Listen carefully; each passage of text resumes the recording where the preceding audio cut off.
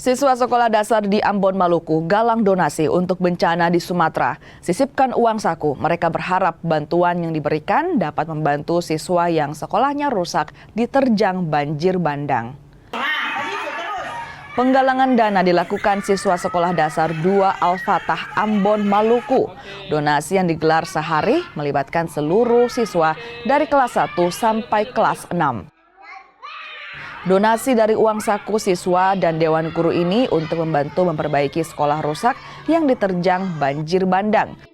Aksi sosial ini menjadi edukasi bagi siswa tentang rasa peduli terhadap warga yang tertimpa musibah. Melakukan aksi peduli terhadap bencana yang menimpa saudara-saudara kita yang ada di Sumatera. Kami donasikan sedikit uang yang dari kelas 1 sampai dengan kelas 6 dan juga para guru. Kami donasikan untuk membantu saudara-saudara kita yang ada di Sumatera.